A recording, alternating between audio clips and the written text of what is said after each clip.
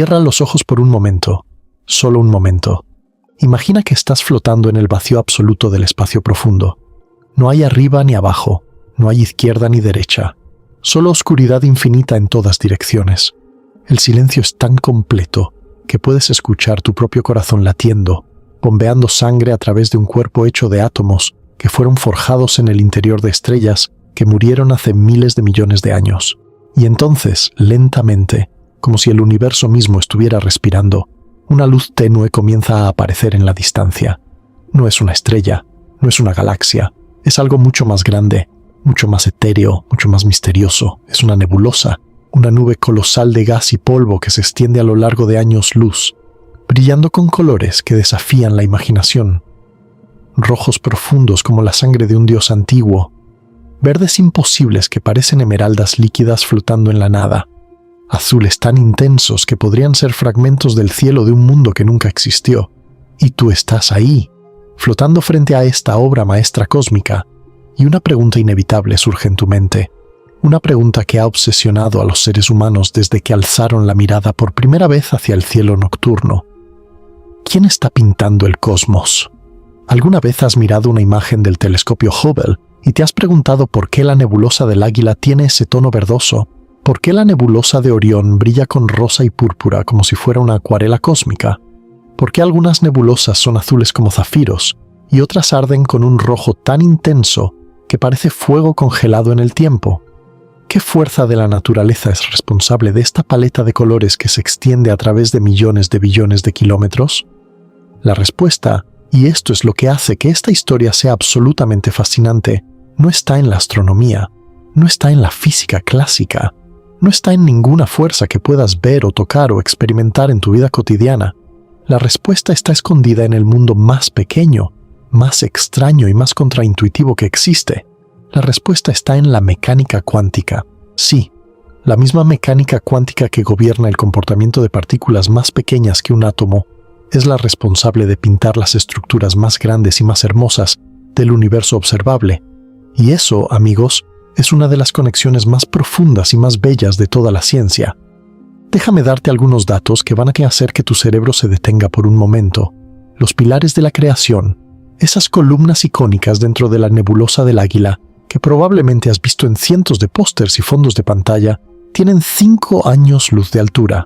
5 años luz. Eso significa que si pudieras viajar a la velocidad de la luz, 300.000 kilómetros por segundo, te tomaría 5 años completos ir desde la base hasta la punta de uno solo de esos pilares. Y sin embargo, los colores que ves en esa imagen, cada tono, cada matiz, cada sombra de color, es producido por electrones saltando distancias más pequeñas que una milmillonésima de metro. Estamos hablando de una diferencia de escala de 10 elevado a la 28. Eso es un 1 seguido de 28 ceros. Es como comparar el tamaño de un átomo con el tamaño del universo observable. Y ambas escalas están conectadas de la manera más elegante posible a través de las leyes de la mecánica cuántica. Aquí hay otro dato que me parece absolutamente increíble. El hermoso brillo rojo que ves en la mayoría de las nebulosas, ese rojo rosado que es prácticamente la firma visual de una nebulosa de emisión, proviene de una sola transición cuántica en un solo átomo. Un electrón en un átomo de hidrógeno cae desde el tercer nivel de energía hasta el segundo nivel de energía, y al hacerlo, emite un fotón con una longitud de onda de exactamente 656.28 nanómetros. Esta transición se llama H-alfa y es responsable de gran parte del color que ves cuando miras al cosmos a través de un telescopio. Una sola transición cuántica, un solo tipo de átomo, pintando miles de millones de kilómetros cúbicos de espacio con color rojo. La simplicidad subyacente detrás de tanta belleza es, para mí, una de las cosas más poéticas que la ciencia ha descubierto.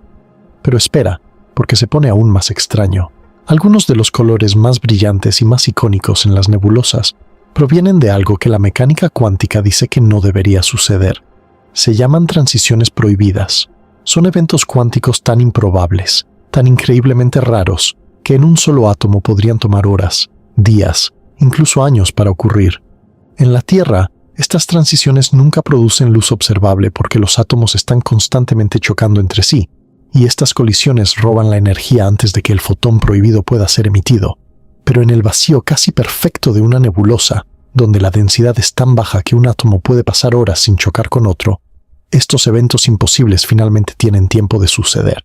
Y cuando millones de billones de átomos realizan esta transición prohibida simultáneamente a lo largo de años luz de espacio, el resultado es un brillo verde tan intenso que confundió a los astrónomos durante décadas.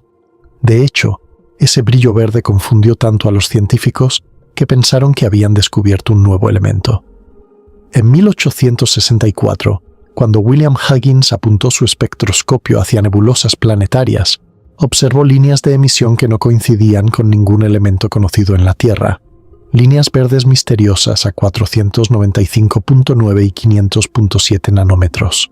Los científicos propusieron que debía ser un elemento desconocido y lo llamaron nebulio. Así como el helio fue descubierto primero en el Sol antes de encontrarlo en la Tierra, pensaron que el nebulio era un elemento que existía solo en las nebulosas.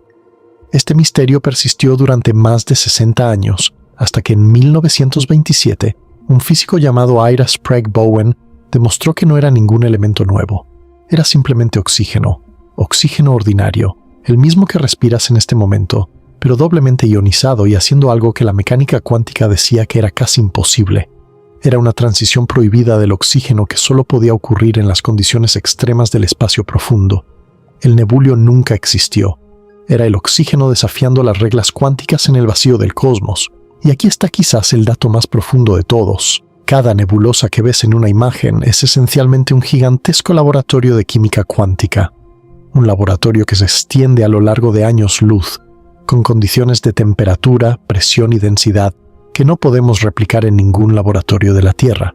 En estos laboratorios cósmicos, átomos e iones realizan transiciones cuánticas que nos envían fotones a través de miles de años luz de espacio vacío, y esos fotones llegan a nuestros telescopios como mensajeros cuánticos, cada uno llevando información codificada sobre la temperatura, la densidad, la composición química y los movimientos del gas del que provienen. Cada fotón es una carta del cosmos, escrita en el lenguaje de la mecánica cuántica, esperando ser leída por alguien que entienda el código. Y eso es exactamente lo que vamos a hacer en este viaje. Vamos a aprender a leer el código cuántico del cosmos. Vamos a tomar el viaje más espectacular que puedas imaginar, desde el mundo subatómico de los electrones y los fotones hasta las estructuras más grandes y más hermosas del universo. Vamos a entender exactamente cómo la mecánica cuántica, desarrollada en laboratorios en la Tierra, explica los colores de objetos que están a miles de años luz de distancia. Vamos a sumergirnos en la física de las transiciones atómicas. Vamos a explorar las líneas prohibidas que desafiaron a generaciones de científicos. Vamos a decodificar los colores de las nebulosas más famosas del universo. Vamos a descubrir la química molecular que ocurre en los rincones más oscuros y fríos de estas nubes cósmicas. Y vamos a ver cómo los telescopios más avanzados de la historia, como el telescopio espacial James Webb, están revelando secretos cuánticos que nunca antes habíamos podido observar. Si estás listo para ver el universo de una manera en la que nunca lo has visto antes, si quieres entender la conexión más profunda entre lo infinitamente pequeño y lo infinitamente grande, entonces dale al botón de me gusta, suscríbete al canal y vamos a sumergirnos juntos en el lienzo cuántico del cosmos. Para entender cómo la mecánica cuántica pinta las nebulosas, primero necesitamos entender qué es exactamente la mecánica cuántica y por qué existe en primer lugar. Y para hacer eso, necesitamos viajar al pasado, al final del siglo XIX, cuando los físicos pensaban que tenían todo resuelto. Isaac Newton había explicado la gravedad y el movimiento.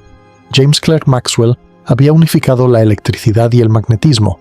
La termodinámica explicaba el calor y la energía. Los científicos de finales del siglo XIX estaban tan seguros de que la física estaba esencialmente completa que Lord Kelvin famosamente dijo que no quedaba nada nuevo por descubrir en la física, solo mediciones más y más precisas. Estaban equivocados, espectacularmente equivocados, porque había problemas que la física clásica simplemente no podía resolver, y estos problemas iban a destrozar nuestra comprensión del universo. El primero de estos problemas fue la catástrofe ultravioleta, cuando los físicos intentaron calcular cuánta energía radiaba un objeto caliente a diferentes longitudes de onda. Las ecuaciones clásicas predecían que a longitudes de onda cortas, la energía debía ser infinita. Obviamente, esto no sucede en la realidad. Tu tostadora no te bombardea con rayos gamma cada mañana. Pero la física clásica no podía explicar por qué no. En el año 1900, un físico alemán llamado Max Planck encontró una solución, pero era una solución que él mismo consideraba desesperada y probablemente temporal. Planck propuso que la energía no se emite de manera continua, como un grifo de agua que puedes abrir poco a poco, sino en paquetes discretos, en unidades indivisibles que él llamó cuantos. La energía de cada cuanto era proporcional a la frecuencia de la radiación, con una constante de proporcionalidad que ahora conocemos como la constante de Planck, un número increíblemente pequeño pero profundamente fundamental, 6.626 por 10 a la menos 34 julios segundo. Esta simple idea, que la energía viene en paquetes y no en flujos continuos, era la semilla que iba a crecer hasta convertirse en la revolución más profunda en la historia de la física. 5 años después, en 1905, Albert Einstein tomó la idea de Planck y la llevó un paso más allá. Einstein propuso que la luz misma está cuantizada, que no es simplemente una onda continua como Maxwell había propuesto, sino que está compuesta de partículas individuales de energía que hoy llamamos fotones. Cada fotón lleva una cantidad específica de energía determinada por su frecuencia, E igual a h multiplicado por f, donde h es la constante de Planck y f es la frecuencia del fotón. Esta idea explicaba el efecto fotoeléctrico, un fenómeno donde la luz arranca electrones de una superficie metálica de maneras que la física clásica no podía predecir. La luz no era solo una onda, era también una partícula, era ambas cosas al mismo tiempo. Esta dualidad onda-partícula se convertiría en uno de los principios fundamentales de la mecánica cuántica, y es crucial para entender cómo las nebulosas emiten y absorben luz. En 1913, el físico danés Niels Bohr aplicó estas ideas cuánticas al átomo, y el resultado fue revolucionario. Antes de Bohr, los físicos sabían que los átomos estaban hechos de un núcleo positivo, rodeado de electrones negativos, pero no podían explicar por qué los átomos eran estables. Según la física clásica, un electrón orbitando un núcleo debería emitir radiación electromagnética continuamente y espiralar hacia el núcleo en una fracción de segundo. Todos los átomos deberían colapsar instantáneamente. Obviamente, esto no sucede, lo cual era un problema bastante importante. Bohr propuso que los electrones solo pueden existir en ciertas órbitas específicas, cada una con un nivel de energía definido, y que no pueden existir entre estas órbitas. Es como una escalera en lugar de una rampa. En una rampa, puedes pararte a cualquier altura. En una escalera, solo puedes pararte en los peldaños. Los electrones solo pueden estar en los peldaños de la escalera cuántica, nunca entre ellos. Y la consecuencia más importante de esto, la consecuencia que conecta directamente la mecánica cuántica con los colores de las nebulosas, es que cuando un electrón salta de un peldaño a otro, debe absorber o emitir exactamente la cantidad de energía correspondiente a la diferencia entre esos dos niveles. No más, no menos, exactamente esa cantidad. Y esa energía se manifiesta como un fotón de una frecuencia muy específica, una longitud de onda muy específica, un color muy específico. Ahora, el modelo de Bohr era solo el comienzo. En las décadas siguientes, físicos como Werner Heisenberg, Erwin Schrödinger, Paul Dirac y Max Born desarrollaron la mecánica cuántica completa, reemplazando las órbitas circulares de Bohr con algo mucho más extraño y mucho más correcto. En la mecánica cuántica moderna, los electrones no orbitan el núcleo como planetas alrededor del Sol. No tienen trayectorias definidas. En su lugar, existen como nubes de probabilidad llamadas orbitales, regiones del espacio donde hay una cierta probabilidad de encontrar el electrón si lo buscas. Estos orbitales tienen formas fascinantes. Los orbitales S son esféricos, como bolas de probabilidad alrededor del núcleo. Los orbitales P tienen forma de pesas o lóbulos, 3 orientaciones perpendiculares entre sí. Los orbitales D son más complejos, con formas de trébol y rosquilla. Los orbitales F son aún más intrincados, y cada orbital corresponde a un nivel de energía específico, definido por un conjunto de 4 números cuánticos que son como la dirección postal del electrón en el átomo. El primer número cuántico es el número cuántico principal, representado por n, que determina el nivel de energía principal del electrón, la capa en la que se encuentra. Puede ser 1, 2, 3, 4, y así sucesivamente.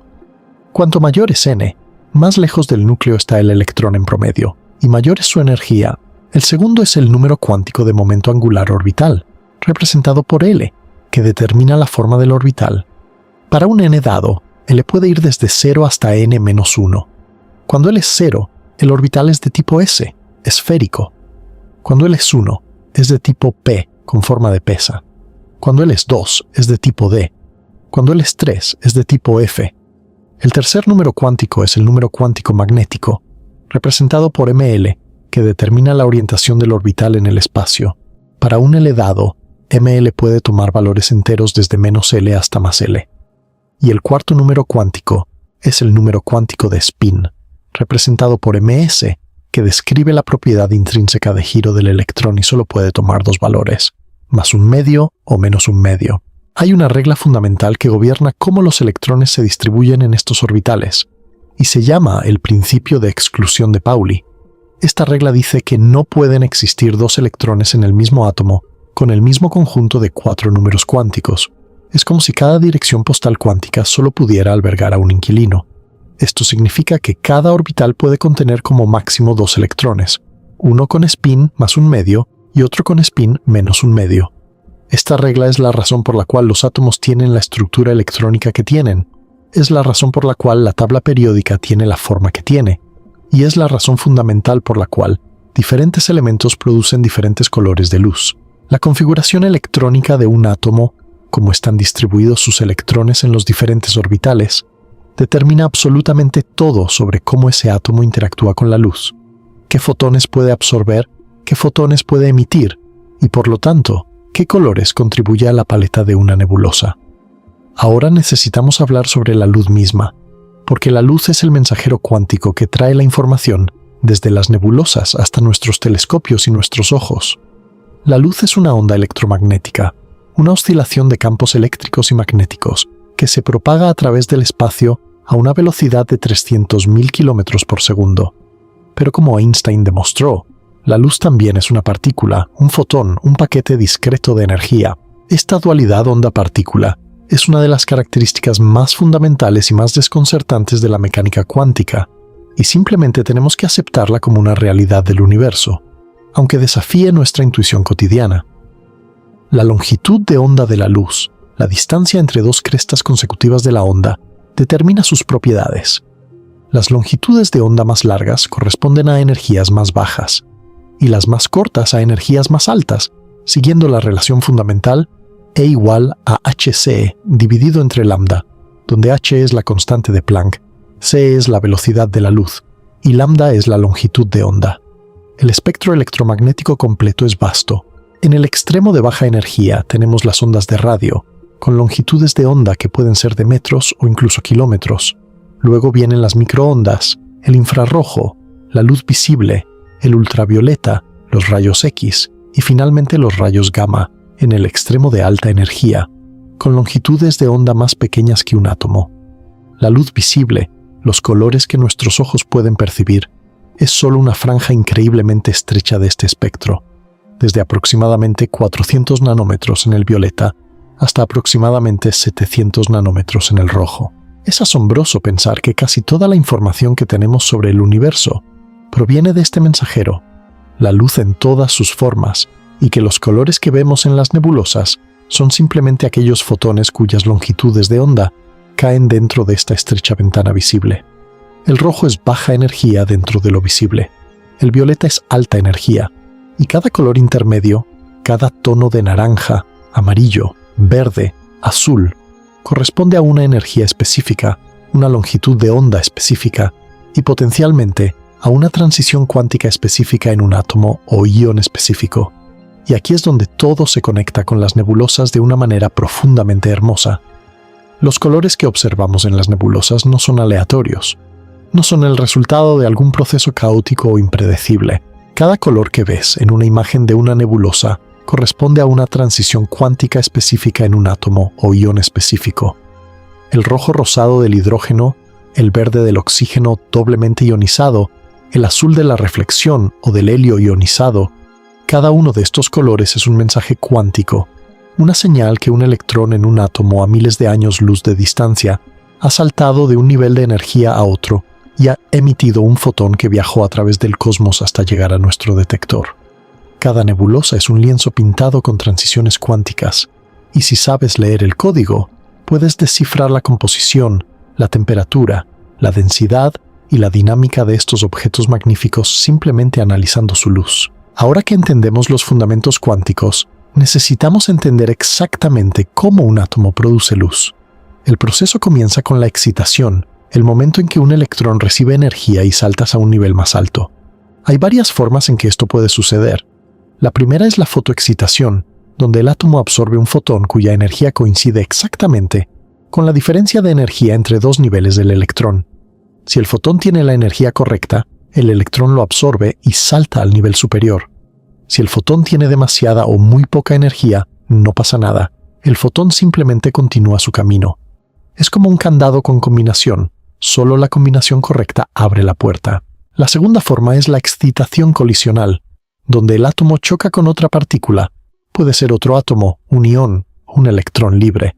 Y la energía cinética de la colisión se transfiere al electrón, empujándolo a un nivel superior. En las nebulosas, ambos procesos son importantes, pero la fuente de energía dominante varía según el tipo de nebulosa. En las nebulosas de emisión, la fuente principal de energía es la radiación ultravioleta de estrellas jóvenes y calientes. Las estrellas de tipo O y B, que son las más masivas y las más calientes, con temperaturas superficiales de 25.000 a 50.000 grados Kelvin, emiten cantidades enormes de radiación ultravioleta. Estos fotones ultravioleta tienen suficiente energía para arrancar completamente los electrones de los átomos de hidrógeno, un proceso llamado ionización. La energía de ionización del hidrógeno es 13.6 electronvoltios, y los fotones ultravioleta de estas estrellas superan fácilmente esa energía. En las nebulosas de supernova, la fuente de excitación principal son las ondas de choque que se propagan a velocidades de miles de kilómetros por segundo, calentando y comprimiendo el gas a temperaturas enormes. En los restos de supernova también encontramos radiación sincrotrón, producida por electrones relativistas expirando en campos magnéticos. Cada tipo de nebulosa tiene su propia fuente de energía, su propia forma de despertar los átomos, pero el principio cuántico subyacente es siempre el mismo. Los electrones deben recibir energía para saltar a niveles superiores. Ahora viene la parte que realmente importa para los colores de las nebulosas: la emisión. Un electrón excitado es inestable. Quiere volver a un estado de menor energía. Como una pelota en la cima de una colina quiere rodar hacia abajo. Y cuando el electrón cae desde un nivel superior a un nivel inferior, la diferencia de energía entre los dos niveles no desaparece. Tiene que ir a algún lugar. Y a donde va es a la creación de un fotón, una partícula de luz cuya energía es exactamente igual a la diferencia de energía entre los dos niveles. La energía del fotón emitido es delta E igual a E superior menos E inferior, y como E igual a HF, la frecuencia del fotón y por lo tanto su color está determinada precisamente por esta diferencia de energía. No hay ambigüedad, no hay aproximación, es exacta. Y como cada elemento tiene una estructura de niveles de energía única, como una huella dactilar cuántica, cada elemento produce un conjunto único de líneas de emisión. Si ves un fotón de 656.28 nanómetros, sabes con certeza absoluta que vino de un electrón de hidrógeno cayendo del nivel 3 al nivel 2. Si ves un fotón de 500.7 nanómetros, sabes que vino de oxígeno doblemente ionizado. Cada línea de emisión es como un código de barras cuántico que identifica inequívocamente al átomo que la produjo. Hablemos específicamente del hidrógeno, porque es con mucho el elemento más abundante en el universo y es responsable de gran parte de la luz que vemos en las nebulosas. El hidrógeno es el átomo más simple que existe, con un solo protón y un solo electrón, y sus niveles de energía son los más fáciles de calcular y entender. Cuando un electrón de hidrógeno cae desde niveles superiores hasta el nivel 2, produce una serie de líneas de emisión llamada la serie de Balmer, que cae principalmente en el rango visible del espectro. La línea H-alfa, la transición del nivel 3 al nivel 2, produce luz roja a 656.28 nanómetros, y es la línea de emisión visible más fuerte del hidrógeno y la responsable principal del color rojo rosado de las nebulosas de emisión. La línea H-beta, del nivel 4 al nivel 2, produce luz azul verdosa a 486.13 nanómetros. La línea H-gamma, del nivel 5 al 2, produce luz violeta a 434.05 nanómetros. Y la línea H-delta, del nivel 6 al 2, produce luz violeta profunda a 410.17 nanómetros. Hay transiciones a otros niveles también. La serie de Lyman al nivel 1 produce radiación ultravioleta, la serie de Paschen al nivel 3 produce infrarrojo, y así sucesivamente. Pero la serie de Balmer es la que cae en nuestra ventana visible, y es la que vemos directamente en las imágenes de nebulosas. Pero la emisión no es el único proceso. El proceso inverso, la absorción, es igualmente importante. Cuando un fotón con exactamente la energía correcta pasa cerca de un átomo, en un estado de baja energía, el átomo puede absorber ese fotón y el electrón salta al nivel superior correspondiente. El fotón desaparece, su energía se transfiere al electrón. Esto crea lo que llamamos líneas de absorción, que aparecen como líneas oscuras en un espectro continuo, donde esperarías ver luz de cierta longitud de onda. Hay una sombra, un hueco, porque los átomos en el camino han robado esos fotones específicos. Es como si los átomos fueran ladrones selectivos que solo roban fotones de ciertos colores y dejan pasar todos los demás. Este fenómeno fue descrito formalmente por las leyes de Kirchhoff de la espectroscopía, que establecen tres principios fundamentales. Primero, un objeto caliente y denso, como una estrella o un filamento incandescente, produce un espectro continuo, un arco iris completo de todos los colores sin interrupciones. Segundo, un gas caliente y difuso produce un espectro de emisión, líneas brillantes de colores específicos sobre un fondo oscuro. Tercero, un gas frío frente a una fuente de espectro continuo produce un espectro de absorción, líneas oscuras en las posiciones exactas donde el gas emitiría si estuviera caliente. Estas tres leyes son fundamentales para entender las nebulosas, porque diferentes partes de una nebulosa pueden mostrar emisión o absorción dependiendo de la geometría, de dónde está la fuente de luz, dónde está el gas y dónde estamos nosotros observando. Y ahora llegamos a algo verdaderamente fascinante, algo que es absolutamente crucial para entender los colores de las nebulosas. No todas las transiciones cuánticas son iguales. La mecánica cuántica tiene reglas, llamadas reglas de selección, que determinan qué transiciones son probables y cuáles son extremadamente improbables. Estas reglas están basadas en los cambios de los números cuánticos durante la transición. La regla más importante dice que el número cuántico de momento angular orbital, L, debe cambiar en exactamente más o menos 1 durante una transición de dipolo eléctrico. El spin total no debe cambiar, delta S igual a 0, y el momento angular total J puede cambiar en 0 o más o menos 1. Pero la transición de J igual a 0 a J igual a 0 está prohibida. Las transiciones que cumplen estas reglas se llaman transiciones permitidas y ocurren extremadamente rápido, en nanosegundos, milmillonésimas de segundo. Un electrón excitado en una transición permitida volverá a su estado inferior casi instantáneamente. Pero luego están las transiciones que violan estas reglas. Se llaman transiciones prohibidas, aunque el nombre es un poco engañoso. No son verdaderamente imposibles, solo son extremadamente improbables. En lugar de ocurrir en nanosegundos, pueden tomar segundos, minutos, horas o incluso años. En la Tierra, en condiciones de laboratorio, estas transiciones prohibidas son prácticamente inobservables. La razón es que en un gas a densidad normal, los átomos están chocando entre sí todo el tiempo, millones de veces por segundo. Un átomo en un estado metaestable, esperando realizar una transición prohibida, será golpeado por otro átomo mucho antes de que la transición pueda ocurrir. La energía del estado excitado se pierde en la colisión, no como un fotón, y la transición prohibida nunca se completa. Pero en el espacio, en las increíblemente tenues nubes de gas de las nebulosas, la situación es completamente diferente.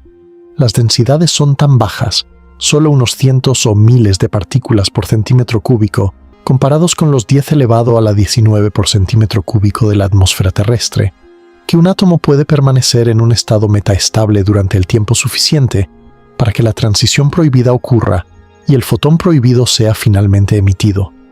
Es como tener todo el tiempo del mundo para hacer algo que es increíblemente difícil. Si te dan un segundo, nunca podrás hacerlo. Pero si te dan un año, eventualmente lo lograrás.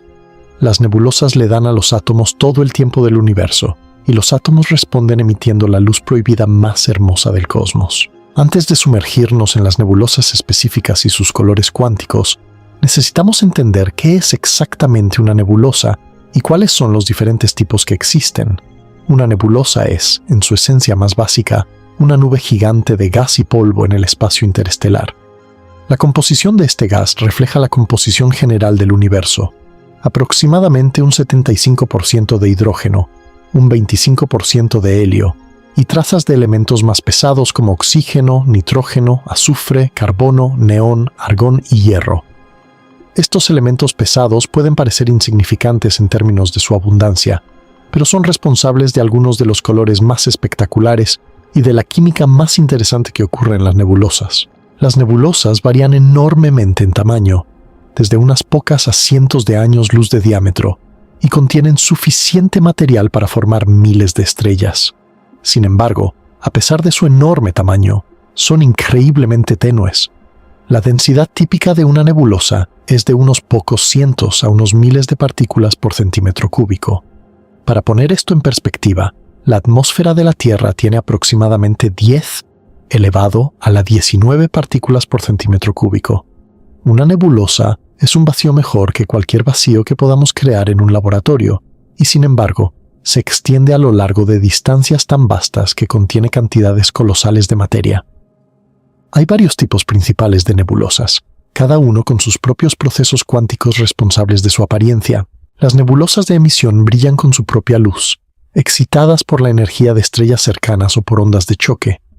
Dentro de esta categoría encontramos las regiones H2, que son nubes de hidrógeno ionizado alrededor de estrellas jóvenes y calientes. Las nebulosas planetarias, que son las envolturas de gas expulsadas por estrellas moribundas de masa media, y los remanentes de supernova, que son los escombros de explosiones estelares. Las nebulosas de reflexión no emiten su propia luz, sino que reflejan la luz de estrellas cercanas, y típicamente aparecen azules debido a la dispersión preferencial de la luz de longitud de onda corta. Las nebulosas oscuras son nubes densas de gas y polvo, que bloquean la luz de objetos detrás de ellas, apareciendo como siluetas oscuras contra un fondo más brillante. Y las nebulosas protoplanetarias son un estado transitorio entre una estrella en la rama asintótica de las gigantes y una nebulosa planetaria completamente formada. Cada uno de estos tipos de nebulosas tiene una historia cuántica diferente que contar, y vamos a explorar cada uno en detalle. Pero antes de eso, déjame presentarte brevemente a las protagonistas de nuestra historia, las nebulosas específicas que vamos a analizar a lo largo de este viaje. La nebulosa de Orión, esa joya brillante visible a simple vista en la constelación de Orión, es una fábrica de estrellas activa a solo 1344 años luz de distancia, donde estrellas jóvenes y masivas están iluminando una caverna de gas ionizado. La nebulosa del Águila, hogar de los famosos pilares de la creación, es una región de formación estelar donde la radiación ultravioleta está esculpiendo columnas de gas denso como un escultor cósmico. La nebulosa del Cangrejo es el fantasma de una supernova que fue observada por astrónomos chinos en el año 1054 y alberga un pulsar que gira 30 veces por segundo. La nebulosa del Anillo es el hermoso cascarón de gas expulsado por una estrella moribunda, con capas de color que cuentan la historia de la ionización estratificada. La nebulosa Cabeza de Caballo es una oscura silueta contra un fondo de emisión roja, un ejemplo perfecto de una nebulosa oscura. La nebulosa Carina es una de las regiones de formación estelar más grandes y brillantes de la Vía Láctea. La nebulosa Ojo de Gato es una de las nebulosas planetarias más complejas conocidas, con capas concéntricas y chorros que desafían las explicaciones simples, y la nebulosa de la Hélice, el Ojo de Dios, es una de las nebulosas planetarias más cercanas a la Tierra. Si tienes una nebulosa favorita entre estas, déjala en los comentarios. Vamos a decodificar los secretos cuánticos de cada una de ellas. Comencemos nuestro viaje profundo por las nebulosas de emisión, empezando por las regiones H2, los lugares donde nacen las estrellas y donde el hidrógeno canta su canción cuántica más brillante. Las regiones H2 reciben su nombre porque contienen hidrógeno ionizado, H2 siendo la notación espectroscópica para un ion de hidrógeno, es decir, un protón solitario que ha perdido su electrón. Estas regiones se forman alrededor de estrellas jóvenes y extremadamente calientes, estrellas de tipo espectral O y B, cuyas temperaturas superficiales alcanzan entre 25.000 y 50.000 grados Kelvin.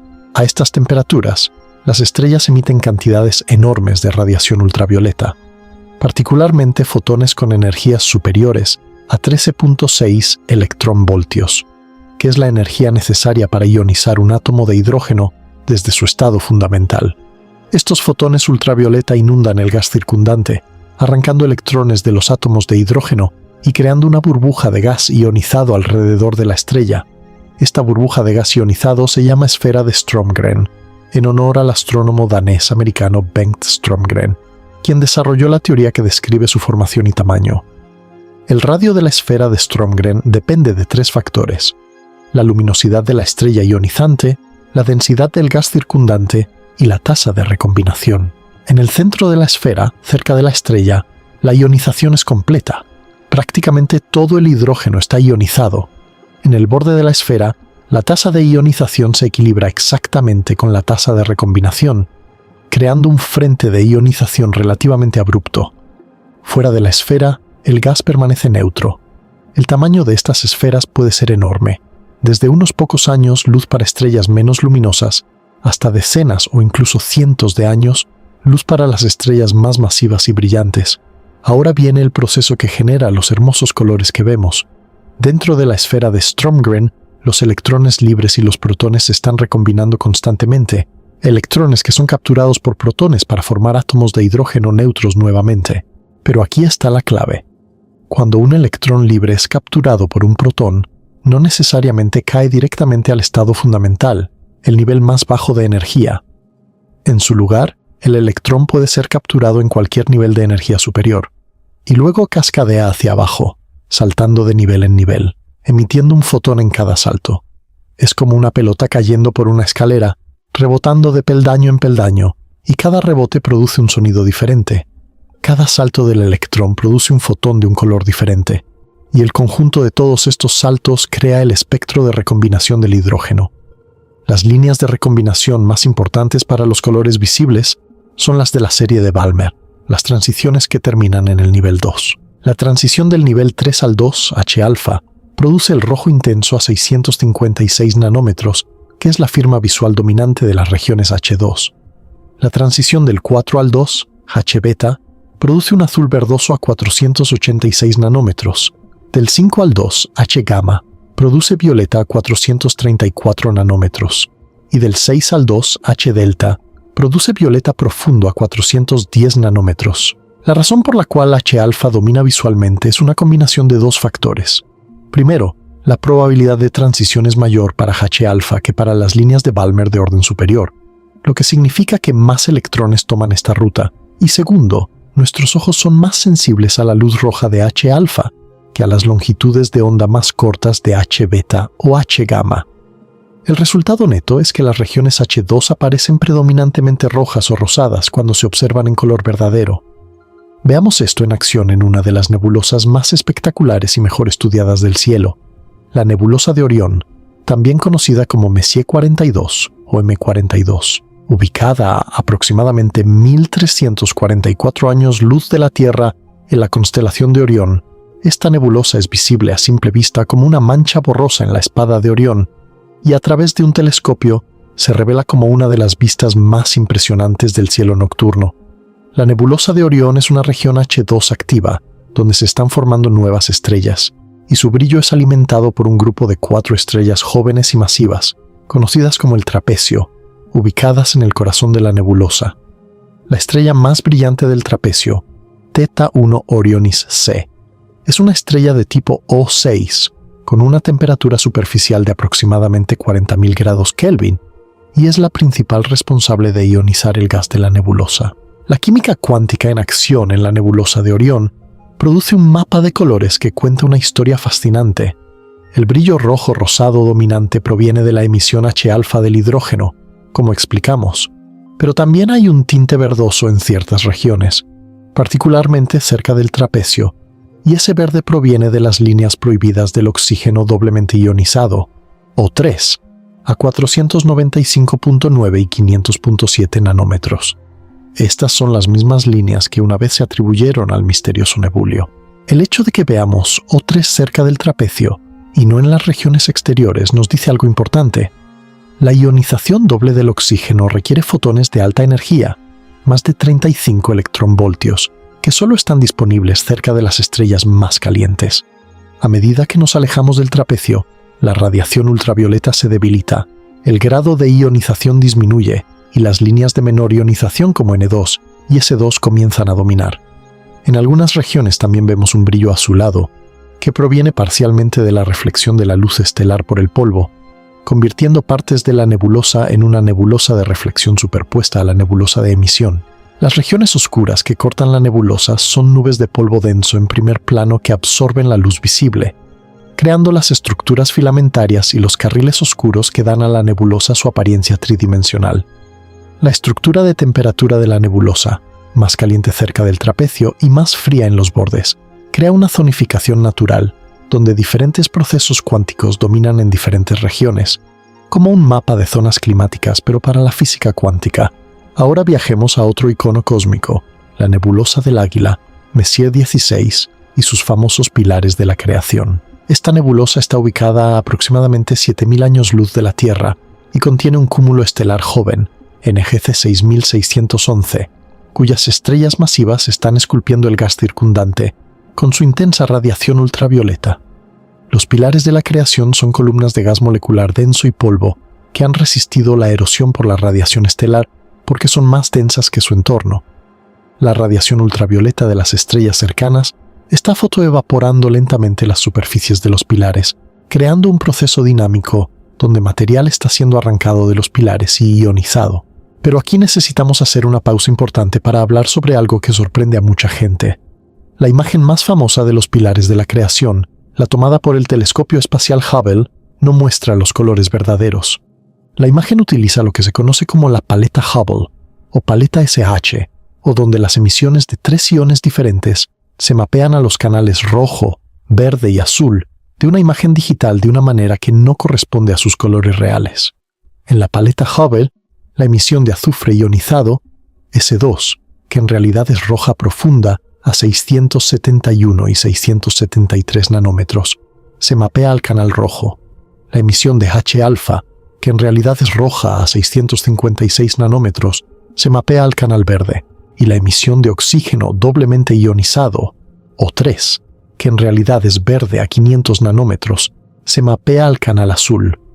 Esto puede parecer confuso, y lo es si esperas ver los colores reales, pero la razón es científicamente sólida. H-alfa y las líneas de S2 y N2 están tan cerca en longitud de onda que en una imagen de color verdadero serían prácticamente indistinguibles, todas contribuyendo al mismo brillo rojo. Al remapear las longitudes de onda a canales diferentes, los astrónomos pueden distinguir las emisiones de diferentes iones y revelar estructuras físicas que serían invisibles en color verdadero. Las transiciones cuánticas que están ocurriendo dentro y alrededor de los pilares de la creación son un ejemplo fascinante de cómo la mecánica cuántica opera en un entorno dinámico. En las superficies de los pilares, la radiación ultravioleta de las estrellas cercanas está fotoevaporando el gas, creando un frente de ionización donde el gas pasa de neutral a ionizado.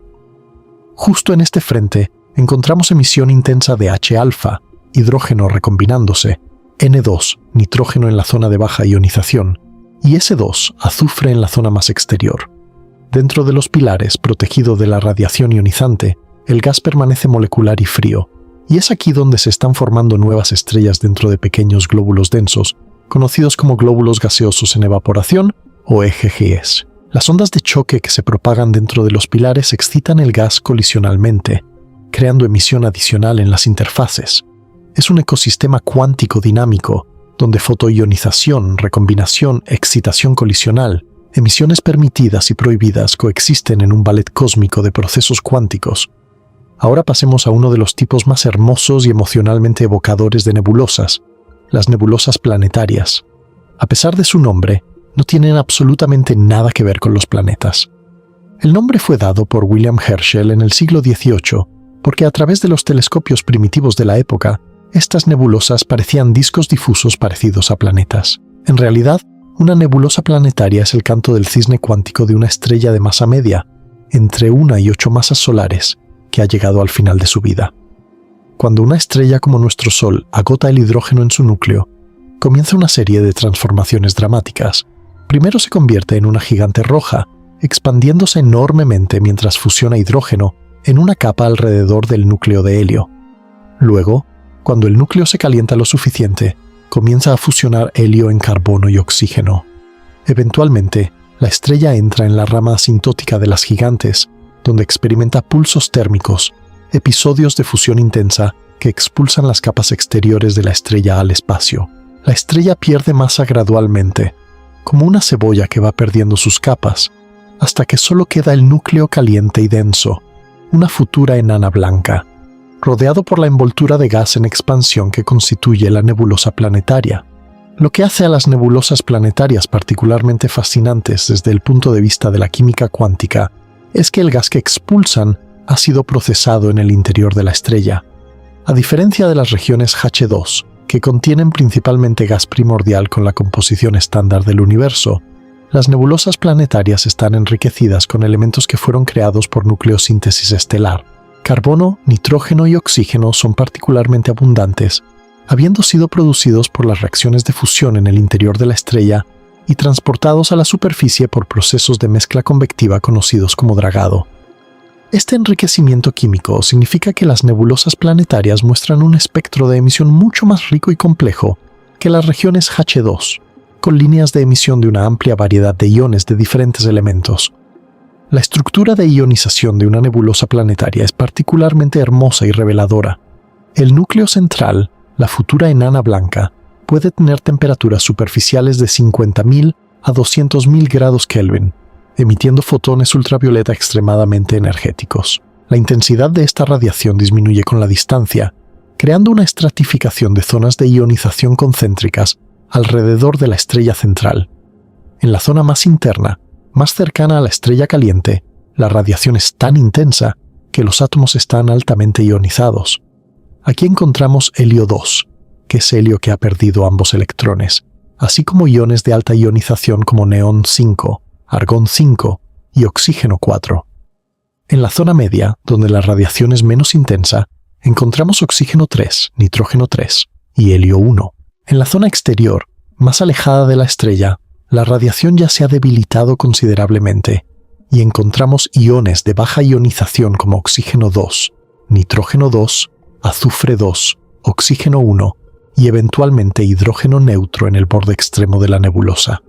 Cada zona tiene su propia firma cuántica, su propio conjunto de líneas de emisión dominantes, y cuando observamos la nebulosa en diferentes líneas de emisión, vemos diferentes capas, como pelar una cebolla cósmica. Veamos esta estratificación en acción en la nebulosa del Anillo, Messier 57, una de las nebulosas planetarias más conocidas y estudiadas. Ubicada a aproximadamente 2300 años luz en la constelación de Lira, la nebulosa del Anillo es visible como un pequeño óvalo difuso a través de telescopios modestos, pero las imágenes de alta resolución revelan una estructura de colores fascinante que es un mapa directo de la física cuántica en acción. La estrella central de la nebulosa del Anillo tiene una temperatura superficial de más de 100.000 grados Kelvin, lo suficientemente caliente como para ionizar el gas en un amplio rango de estados de ionización. El mapa de colores de la nebulosa del Anillo lee como un libro de texto de física cuántica. La región interna, más cercana a la estrella central, brilla con un tono azulado que proviene de la emisión de helio 2 a 468.6 nanómetros y de las líneas prohibidas de oxígeno 3 a 500.7 nanómetros. Estas son emisiones que requieren alta energía y alta ionización, y solo se producen en la región más caliente y más irradiada de la nebulosa. El anillo principal, la estructura más conspicua de la nebulosa, brilla predominantemente en verde, dominado por las líneas prohibidas de oxígeno 3. Esto indica una zona de ionización intermedia donde el oxígeno ha perdido 2 de sus 8 electrones. El borde exterior del anillo y el halo que lo rodea brillan en rojo, dominado por la emisión H-alfa del hidrógeno y las líneas prohibidas de nitrógeno 2 a 600, 54.8 y 600, 58.4 nanómetros. Esta es la zona de baja ionización, donde el gas está más frío y menos ionizado. La transición gradual del azul al verde al rojo desde el centro hacia afuera es una demostración visual directa de cómo la energía de los fotones ionizantes disminuye con la distancia, creando diferentes estados cuánticos en diferentes regiones de la nebulosa. Exploremos ahora una nebulosa planetaria aún más espectacular en su complejidad, la nebulosa Ojo de Gato, NGC 6543, y Descubierta por William Herschel en 1786, esta nebulosa es una de las más estructuralmente complejas que conocemos. Las imágenes del Hubble revelan una serie de cascarones concéntricos y estructuras anidadas que sugieren que la estrella central expulsó material en múltiples episodios a lo largo de miles de años. La nebulosa también muestra chorros bipolares de alta velocidad y arcos de choque donde estos chorros interactúan con el material circundante, todo contribuyendo a una apariencia psicodélica que parece más arte abstracto que fenómeno natural.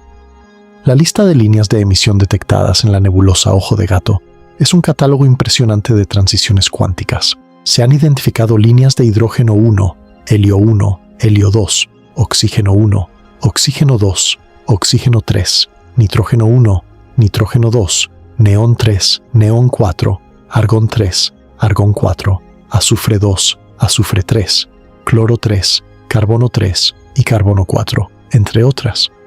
Cada una de estas líneas proviene de una transición cuántica específica en un ion específico, y juntas proporcionan una descripción increíblemente detallada de las condiciones físicas dentro de la nebulosa. Las líneas de alta ionización como neón 4 y argón 4 se encuentran cerca de la estrella central, donde la radiación es más intensa. Las líneas de baja ionización como azufre 2 y nitrógeno 2 se encuentran en las regiones exteriores. Los chorros bipolares muestran emisión particularmente intensa en ciertas líneas, indicando que las ondas de choque están excitando el gas de maneras diferentes a la fotoionización pasiva. La nebulosa Ojo de Gato es un laboratorio cuántico extraordinario, donde múltiples procesos de excitación, fotoionización, excitación colisional por choques y posiblemente incluso fluorescencia resonante operan simultáneamente para crear uno de los espectáculos visuales más impresionantes del universo. No podemos dejar las nebulosas planetarias sin mencionar a la nebulosa de la Hélice, NGC 7293, a menudo llamada el Ojo de Dios, debido a su apariencia cuando se fotografía de frente. Ubicada a solo unos 650 años luz de la Tierra, es una de las nebulosas planetarias más cercanas a nosotros, lo que la convierte en un objetivo privilegiado para estudios detallados.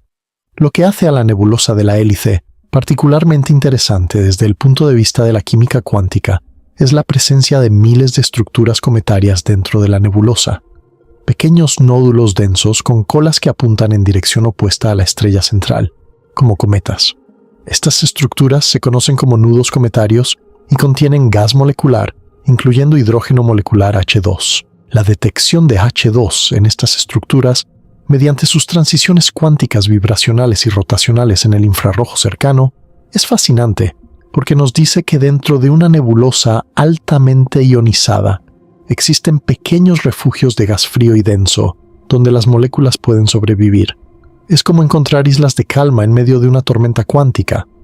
La interfaz entre el gas ionizado caliente y el gas molecular frío de los nudos es una frontera de química cuántica donde transiciones atómicas y moleculares coexisten, proporcionando una ventana única a la física de estos entornos extremos. Ahora, preparémonos para algo completamente diferente: los remanentes de supernova, los fantasmas cuánticos de las explosiones estelares más violentas del universo. Mientras que las nebulosas planetarias representan la muerte tranquila de estrellas de masa media, los remanentes de supernova son los restos de la muerte catastrófica de estrellas masivas. Cuando una estrella con más de 8 masas solares agota su combustible nuclear, su núcleo colapsa en una fracción de segundo, liberando una cantidad de energía tan inmensa que es difícil de comprender. En una supernova de tipo 2, el colapso del núcleo produce una onda de choque que expulsa las capas exteriores de la estrella al espacio a velocidades de miles de kilómetros por segundo. La energía liberada en una sola supernova es comparable a toda la energía que emitirá nuestro Sol durante los 10.000 millones de años de su vida. En una supernova de tipo 1A, una enana blanca en un sistema binario acumula material de su compañera hasta superar el límite de Chandrasekhar de aproximadamente 1.4 masas solares, momento en que una reacción termonuclear descontrolada destruye completamente la estrella. En ambos casos, el resultado es una nube de escombros en expansión que interactúa con el medio interestelar circundante, creando estructuras espectaculares que brillan durante miles de años. La física cuántica en los remanentes de supernova es fundamentalmente diferente de la de las regiones H2 y las nebulosas planetarias. En las nebulosas de emisión típicas, la fotoionización por la radiación ultravioleta de una estrella central es el proceso dominante de excitación. En los remanentes de supernova, las ondas de choque juegan un papel mucho más importante. Cuando la onda de choque del remanente en expansión golpea el gas interestelar, lo comprime y lo calienta a temperaturas que pueden alcanzar millones de grados Kelvin. A estas temperaturas extremas el gas emite principalmente rayos X, pero a medida que el gas chocado se enfría, pasa por una secuencia de temperaturas donde emite radiación ultravioleta, luego visible y finalmente infrarroja. La excitación colisional domina sobre la fotoionización en muchas regiones de los remanentes de supernova, lo que significa que las intensidades relativas de las líneas de emisión son diferentes de las que veríamos en una nebulosa fotoionizada con la misma composición química. La nebulosa del Cangrejo, Messier 1, es quizás el remanente de supernova más famoso y mejor estudiado. Es el resto de una supernova que fue observada por astrónomos chinos y posiblemente por otros pueblos en el año 1054 de nuestra era. Durante varias semanas, la supernova fue visible durante el día, y durante casi 2 años fue visible a simple vista por la noche. Lo que queda hoy es una nebulosa de aproximadamente 11 años, luz de diámetro, que se está expandiendo a una velocidad de 1500 km por segundo. En el centro se encuentra el púlsar del Cangrejo, una estrella de neutrones que gira 30 veces por segundo y emite haces de radiación que barren el espacio como un faro cósmico. La nebulosa del Cangrejo presenta un caso cuántico particularmente interesante porque muestra 2 tipos fundamentalmente diferentes de emisión de luz. El primero es la radiación sincrotrón, que produce un brillo continuo difuso que permea toda la nebulosa. La radiación sincrotrón se produce cuando electrones cargados viajan a velocidades cercanas a la velocidad de la luz, electrones relativistas, y expiran en campos magnéticos. Este proceso no es una transición cuántica entre niveles de energía discretos, es un fenómeno clásico electromagnético, y produce un espectro continuo, no líneas de emisión. El brillo azulado blancuzco de la parte central de la nebulosa del Cangrejo proviene de esta radiación sincrotrón, alimentada por el viento de partículas relativistas que emana del púlsar central. El segundo tipo de emisión proviene de los filamentos, las estructuras en forma de hilos que serpentean a través de la nebulosa. Estos filamentos son gas que fue expulsado por la explosión de la supernova y que ahora brilla debido a una combinación de fotoionización por la radiación sincrotrón y excitación colisional por las ondas de choque. Los filamentos son ricos en líneas de emisión, H-alfa del hidrógeno, las líneas prohibidas de oxígeno 3, las de azufre 2, las de nitrógeno 2 y también líneas de helio 1 y helio 2. Lo que es particularmente notable es que algunos filamentos son inusualmente ricos en helio, con abundancias de helio mucho mayores que las del medio interestelar normal. Esto es evidencia directa de que estamos viendo material procesado del interior de la estrella progenitora, material que fue cocinado por las reacciones nucleares en el núcleo de la estrella y luego expulsado al espacio por la explosión. Cada línea de emisión de estos filamentos es un mensaje cuántico del pasado estelar, contándonos sobre las condiciones en el interior de una estrella que murió hace casi 1000 años. La nebulosa del Velo, también conocida como el bucle del cisne, es otro remanente de supernova fascinante que ofrece una perspectiva diferente sobre la química cuántica de las explosiones estelares. Con una edad estimada de unos 10.000 años, es mucho más antigua que la nebulosa del Cangrejo, y por lo tanto se encuentra en una etapa diferente de evolución. La onda de choque del remanente se ha expandido considerablemente, y ahora interactúa activamente con el gas interestelar circundante. Las espectaculares imágenes de la nebulosa del Velo muestran filamentos delicados e intrincados que siguen la forma del frente de choque, y los colores en estas imágenes son un mapa directo de las condiciones físicas en diferentes puntos a lo largo de la onda de choque. En las regiones donde la onda de choque es más rápida y más energética, la emisión está dominada por las líneas prohibidas de oxígeno 3, el verde brillante que indica gas altamente ionizado y caliente. Estas regiones corresponden a partes del frente de choque que se están moviendo a velocidades más altas, comprimiendo y calentando el gas de manera más eficiente. En las regiones donde la onda de choque es más lenta, o donde ya ha pasado y el gas se está enfriando, la emisión está dominada por H-alfa y las líneas de azufre 2, el rojo que indica gas de menor ionización y menor temperatura.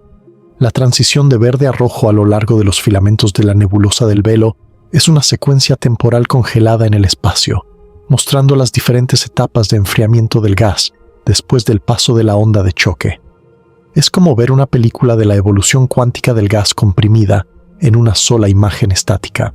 La nebulosa del velo es literalmente un laboratorio en tiempo real para estudiar cómo las ondas de choque excitan transiciones cuánticas en el gas interestelar, y cada filamento cuenta una historia ligeramente diferente dependiendo de la velocidad del choque, la densidad del gas prechoque y el ángulo desde el que estamos observando. Ahora alejémonos del universo de las nebulosas de emisión y entremos en un régimen completamente diferente de física cuántica, las nebulosas de reflexión.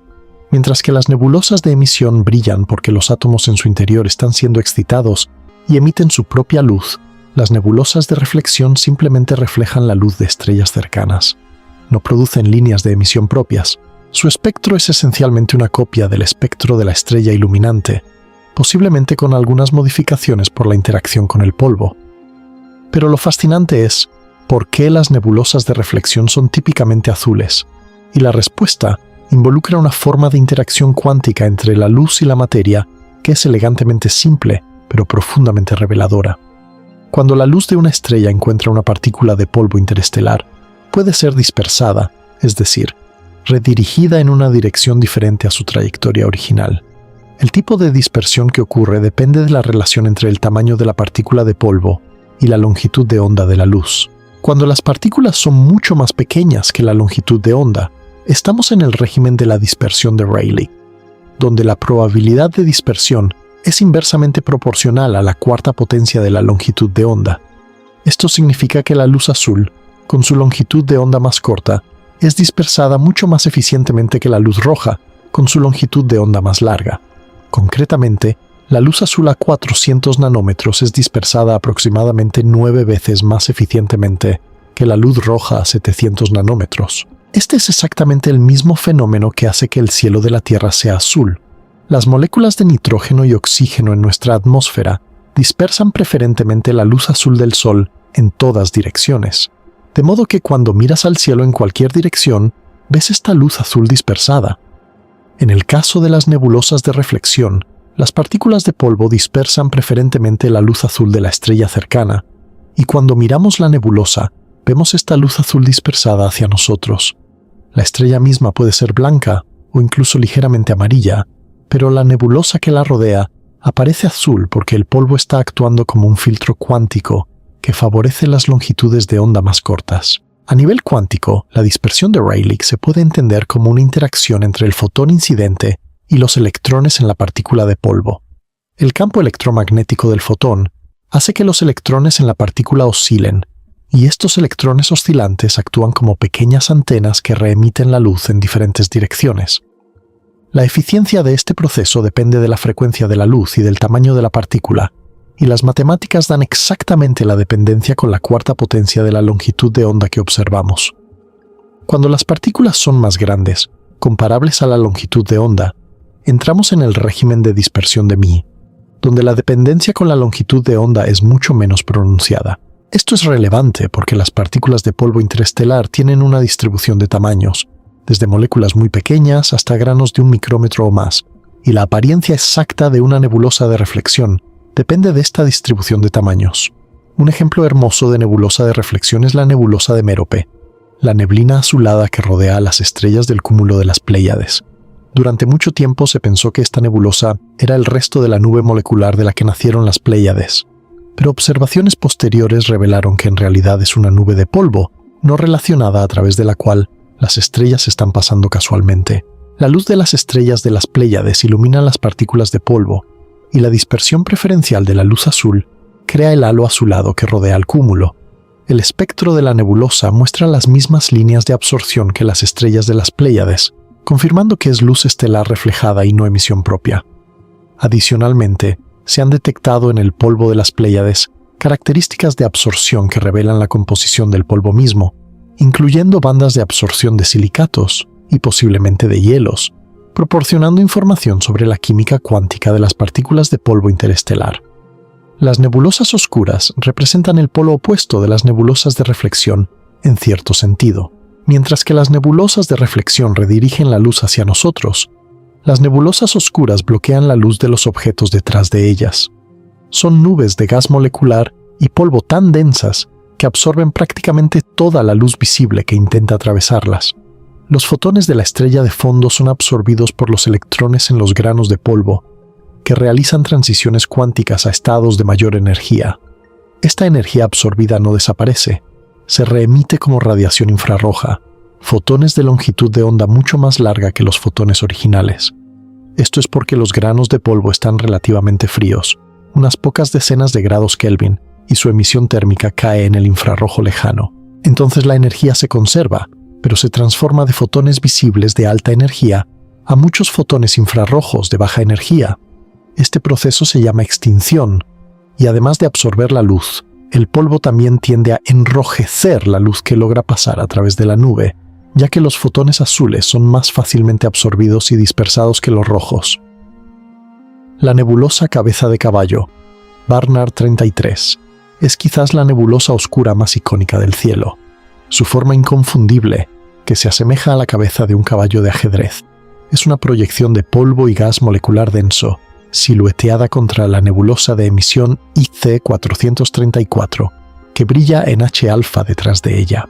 El borde brillante de la cabeza de caballo, particularmente a lo largo de su borde superior, es un frente de fotoionización donde la radiación ultravioleta de la cercana estrella Sigma Orionis está erosionando el borde de la nube oscura. Aquí, justo en el borde, vemos emisión de H-alfa e iones de baja ionización, la firma cuántica del gas que está siendo arrancado de la nube y ionizado. Es una batalla cósmica entre la radiación destructiva de la estrella y la densidad protectora de la nube, y las transiciones cuánticas en el borde iluminado nos cuentan la historia de esta batalla en tiempo real. Dentro de la cabeza de caballo, protegido de la radiación ultravioleta, el gas es frío y molecular. Observaciones en el infrarrojo y en longitudes de onda de radio y milimétrica han revelado moléculas dentro de esta nube oscura, incluyendo monóxido de carbono CEO, que se detecta a través de sus transiciones rotacionales cuánticas en el rango milimétrico, y C2, CH y otras moléculas simples. Telescopios infrarrojos como Spitzer y más recientemente el JWST han podido mirar dentro de la cabeza de caballo, penetrando el polvo que bloquea la luz visible, y han encontrado protoestrellas formándose dentro de la nube. Las estrellas están naciendo dentro de las sombras, ocultas detrás de un velo cuántico de absorción, pero visibles para los ojos infrarrojos de nuestros telescopios más avanzados. Otra nebulosa oscura notable es la nebulosa del Saco de Carbón, una de las más prominentes nebulosas oscuras, visible a simple vista como un parche oscuro contra la Vía Láctea en el hemisferio sur. Tiene un significado cultural profundo para los pueblos indígenas de Australia, quienes la incorporaron en sus constelaciones y mitologías celestes durante miles de años, mucho antes de que la astronomía occidental la catalogara. Observaciones espectroscópicas en longitudes de onda de radio han detectado monóxido de carbono, formaldehído y otras moléculas dentro del saco de carbón, cada una identificada por sus transiciones cuánticas rotacionales y vibracionales características. Estas moléculas nos dicen que dentro de esta nube oscura está ocurriendo química activa, moléculas formándose y destruyéndose en un equilibrio dinámico regulado por las leyes de la mecánica cuántica. Ahora ha llegado el momento de profundizar en uno de los temas más fascinantes y más importantes de toda la astrofísica nebular, las líneas prohibidas. Ya hemos mencionado este concepto varias veces, pero merece una exploración mucho más profunda porque las líneas prohibidas son verdaderamente la joya de la corona de la química cuántica nebular. Son responsables de algunos de los colores más brillantes y más emblemáticos del cosmos, y su historia es una de las más fascinantes de toda la ciencia.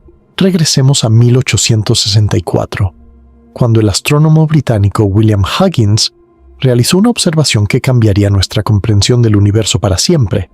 Huggins apuntó un espectroscopio, un instrumento que descompone la luz en sus colores componentes, hacia varias nebulosas planetarias. Lo que esperaba ver era un espectro continuo, un arco iris completo, similar al de una estrella. Lo que encontró fue algo completamente diferente. En lugar de un arco iris, vio líneas individuales de emisión, brillantes líneas de color sobre un fondo oscuro.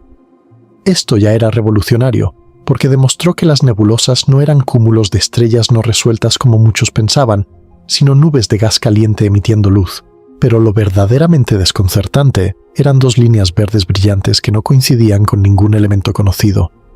Estas líneas misteriosas aparecían consistentemente en nebulosa tras nebulosa, siempre en las mismas longitudes de onda exactas, 495.9 y 500.7 nanómetros. Los espectroscopistas de la época habían catalogado meticulosamente las líneas de emisión de todos los elementos conocidos, midiendo sus longitudes de onda en laboratorios con alta precisión. Estas dos líneas verdes no correspondían a ningún elemento del catálogo. La conclusión lógica, o al menos la que parecía lógica en ese momento, era que debía ser un elemento desconocido, un elemento que existía en las nebulosas pero no en la Tierra. Lo llamaron nebulio, siguiendo la tradición de nombrar elementos por donde se descubrieron, igual que el helio fue nombrado por Helios, el dios griego del Sol, después de que sus líneas espectroscópicas fueran observadas por primera vez en el espectro solar durante un eclipse en 1868. La idea de que existieran elementos exclusivos del cosmos no era descabellada en esa época.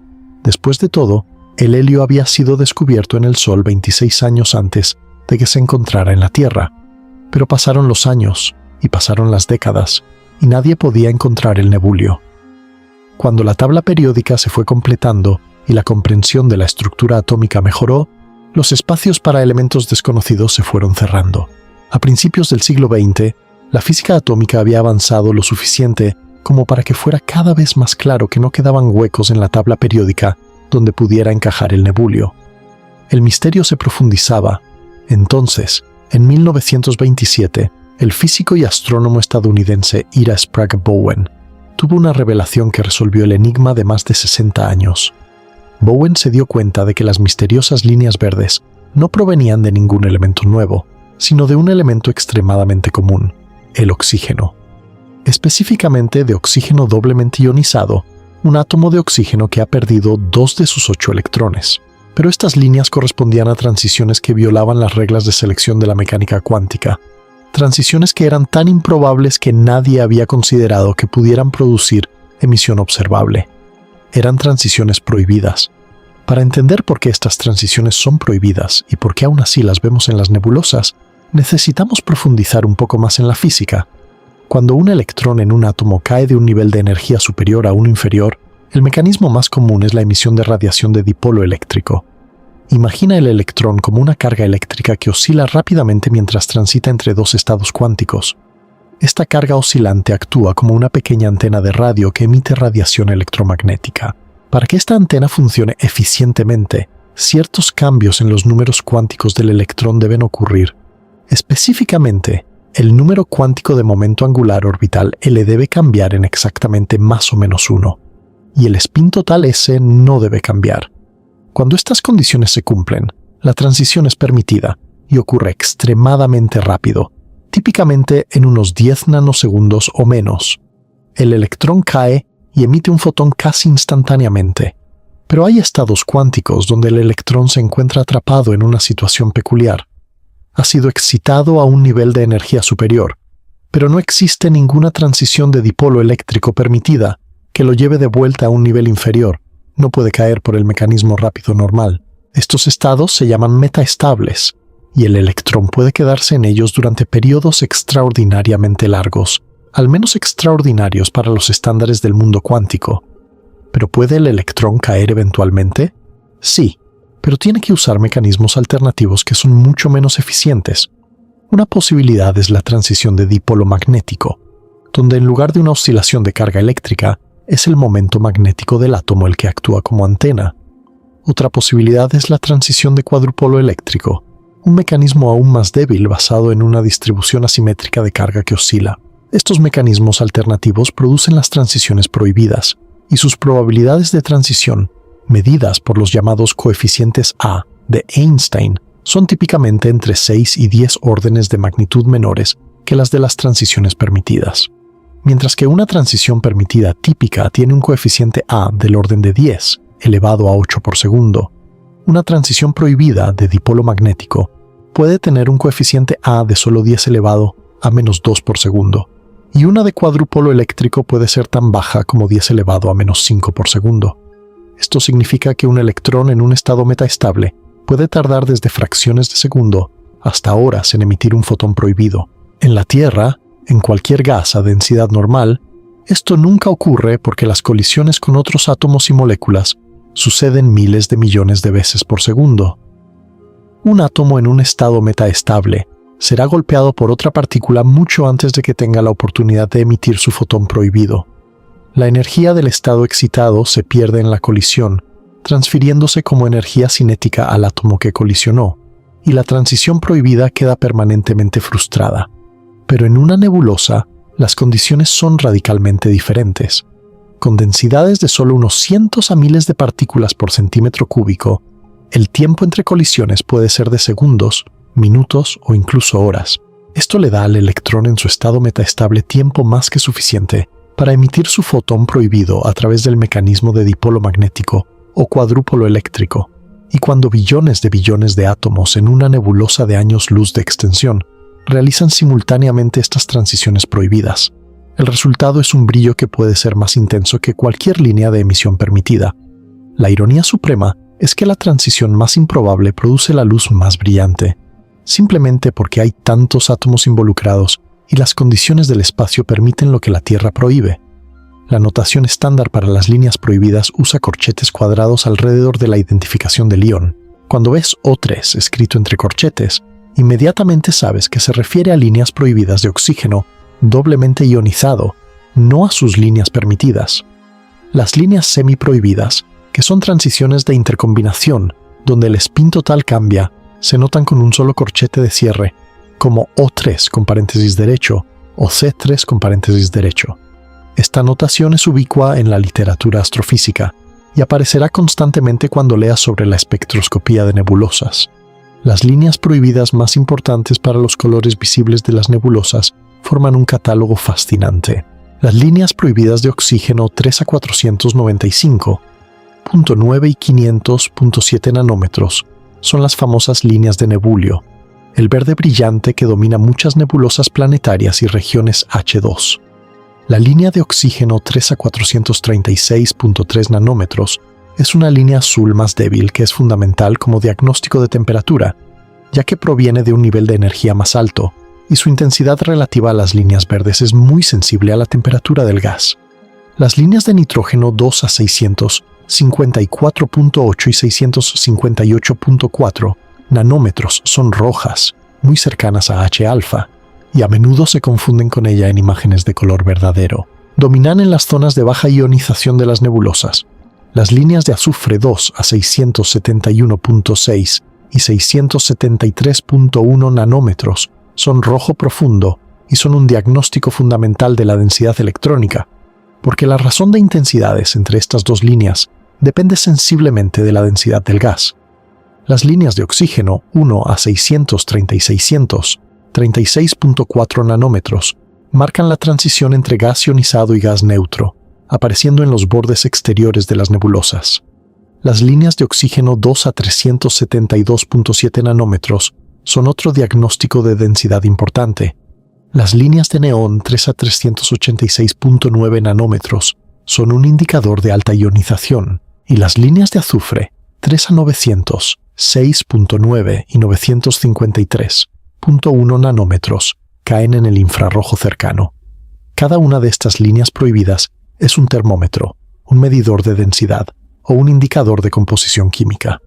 Los astrónomos las usan en combinación para construir un mapa detallado de las condiciones físicas dentro de una nebulosa, midiendo temperaturas electrónicas, densidades electrónicas, abundancias químicas y estados de ionización con una precisión notable.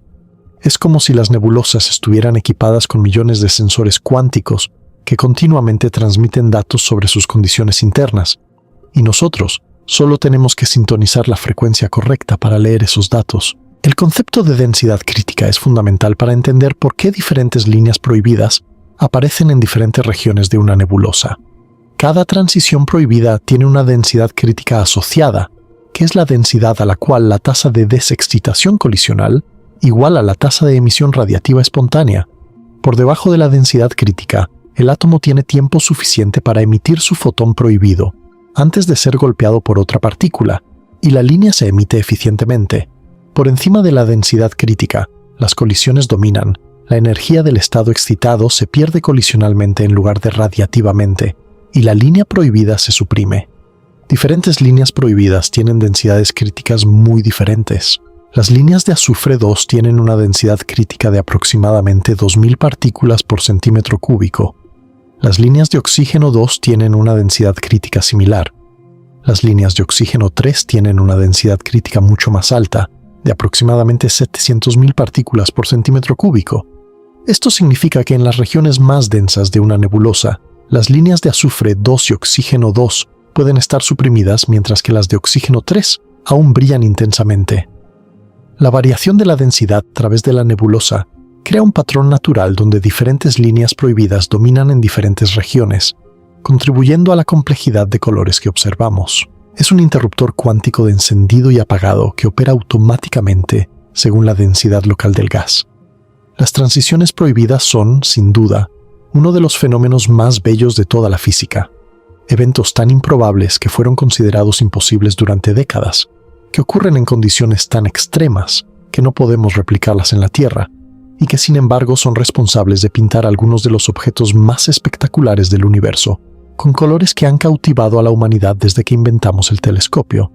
Si la mecánica cuántica acaba de expandir tu mente de una manera que no esperabas, dale al botón de suscribirse y activa la campana para no perderte ningún contenido de Quantum Scientific. Ahora que entendemos los procesos cuánticos individuales, hablemos de la herramienta que nos permite realmente leer el código cuántico de las nebulosas, la espectroscopía.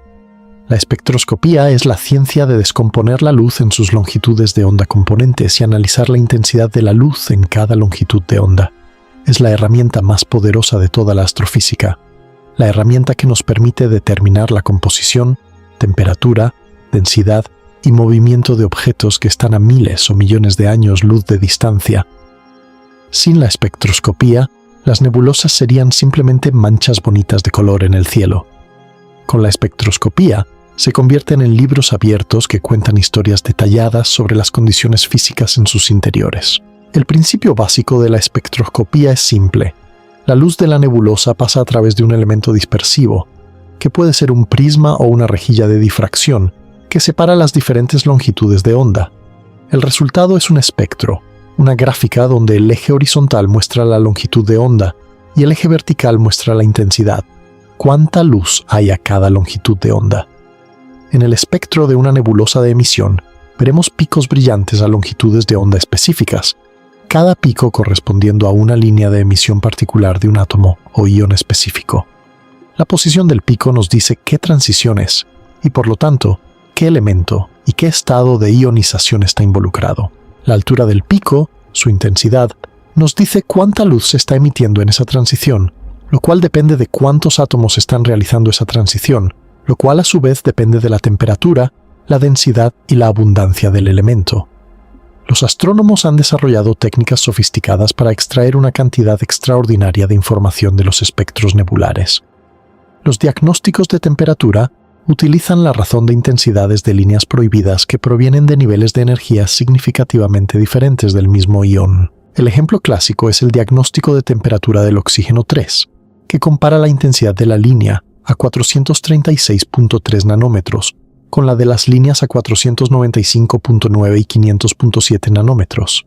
La línea a 436 nanómetros proviene de un nivel de energía más alto que las otras dos, y por lo tanto su emisión requiere que haya más electrones con energía suficiente para excitar átomos a ese nivel superior. A temperaturas más altas, más electrones tienen esa energía y la razón de intensidades aumenta. Midiendo esta razón, los astrónomos pueden determinar la temperatura electrónica del gas con una precisión de unos pocos cientos de grados Kelvin. Las temperaturas típicas en las nebulosas van desde unos 8.000 hasta unos 20.000 grados Kelvin, dependiendo del tipo de nebulosa y la región específica. Los diagnósticos de densidad funcionan de manera análoga, pero utilizan pares de líneas que provienen de niveles de energía similar, pero con diferentes densidades críticas.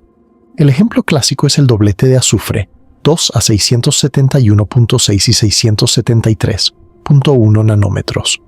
Estas dos líneas provienen de dos niveles de energía muy cercanos, por lo que su razón de intensidades es prácticamente insensible a la temperatura, pero tienen densidades críticas ligeramente diferentes, lo que hace que su razón sea sensible a la densidad electrónica. A densidades muy bajas, la razón tiende a un valor límite determinado por las probabilidades de transición espontánea. A densidades muy altas, tiende a otro valor límite. En el rango intermedio, alrededor de la densidad crítica, la razón cambia significativamente, proporcionando una medida precisa de la densidad. El doblete de oxígeno 2 a 372.7 nanómetros funciona de manera similar como diagnóstico de densidad.